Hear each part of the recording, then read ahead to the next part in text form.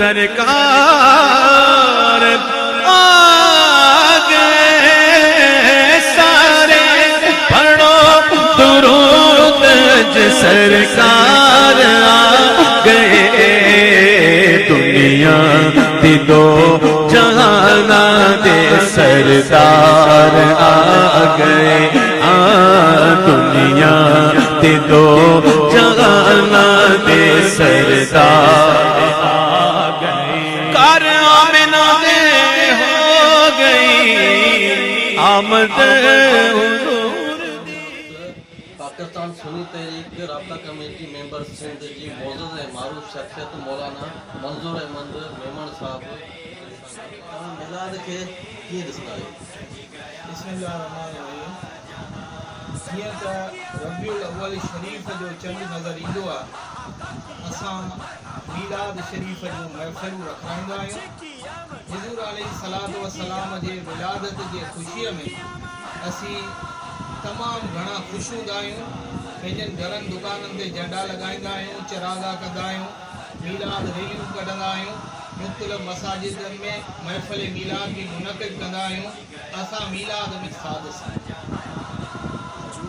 कबालिया rally कढंदा आहियूं पाकिस्तान सुन्नी तहरीक जे तरफ़ां। उन खां पोयां असांजो तरतीब सां कमु शुरू थी वेंदो आहे जेको मुख़्तलिफ़ ॾींहंनि में मुख़्तलिफ़ वक़्तनि ते मीलाद रैलियूं बि निकिरंदियूं आहिनि ऐं 12 रबीउल अव्वल जे ॾींहुं मरकज़ी रैली निकिरंदी आहे जंहिंमें अवामी अहले सुन्नत जो समंदर नज़र ईंदो आहे ऐं असां इन रबीउल अव्वल शरीफ़ में खां बाद में बि हुज़ूर अलैहिस्सलातु वस्सलाम जे मीलाद जूं महफ़िलूं मुनक़िद कंदा आहियूं ऐं हमेशह मुनक़िद कंदा रहंदासीं। सही मौसमियात जो गैर गैर सूरत हाल या बरसात पइजी वञे या जेकॾहिं सर्दी ज़्यादा थी वञे त उन हवाले सां तव्हां छा जीअं त जेकॾहिं मौसम ख़राब थी वञे थी, बारिश पवे, चाहे तूफ़ान लॻे, चाहे सख़्त सीउ थी वञे, असां पंहिंजे आका सल्लल्लाहु अलैहि वसल्लम सां पंहिंजे जान खां बि वधीक मोहबत करियूं था। चाहे कहिड़ो बि माहौल थी वञे पर असां पंहिंजे आका सल्लल्लाहु अलैहि वसल्लम जो जश्न धाम धूम सां मिलाईंदासीं। चाहे केतिरे बि पाणीअ मां छो न गुज़रणो पवे, असां मीलाद मरकज़ी मीलाद रैली धाम धूम सां इंशाअल्लाह कढंदासीं। रैली में इंतज़ामिया तव्हां सां कहिड़ो सहकार करे? इंतज़ामिया जे हवाले सां रबीउल अव्वल खां हिकु ॿ ॾींहं अॻु DC साहब वटि मीटिंग थी, SSP साहब वटि बि मीटिंग थी जंहिंखे असां मसाइल ॿुधाया, सिक्योरिटी जे हवाले सां ॿुधायो त SSP साहब तमामु सुठी यकीन ॾियारी त तव्हांखे सिक्योरिटी फुल सिक्योरिटी मिलंदी ऐं तव्हांजे नंढियूं जेके रैलियूं कढो था 12 रबीउल अव्वल खां अॻु उन्हनि में बि तव्हांखे सिक्योरिटी मिलंदी। जेको अल्हम्दुलिल्लाह SSP साहब जो शुक्रिया अदा था कयूं जेको हर रैलीअ में असांखे सिक्योरिटी मिली रही आहे।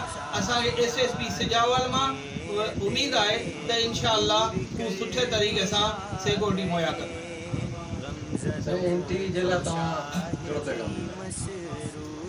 जीअं त सभ खां पहिरें तव्हांजो शुक्रिया अदा थो करियां MTV न्यूज़ जेको चूअड़ जमालीअ में हिननि नौजवाननि जे कोशिश कावड़ सां चूअड़ जमाली उहो इलाइक़ो आहे जेको तेल के शाह बंदर जो पुठ ते पइयल हिकु इलाइक़ो आहे जंहिंजो आवाज़ ऐवाननि ताईं पहुचाइण जे लाइ इन शहर जे नौजवाननि इहे तमामु वॾी जिस्तजू कई आहे, वॾी कोशिश कई आहे। MTV न्यूज़ जो आगाज़ कयो आहे इन शहर में मूंखे ॾाढी ख़ुशी थी रही आहे ऐं MTV न्यूज़ वारनि जे दोस्तनि जो दिलि जे गहराईअ सां शुक्रिया अदा थो करियां ऐं उन्हनि खे जस्तो ॾियां। तव्हांजी तमामु सुठी काविश आहे, मूंखे उमेद आहे जिनके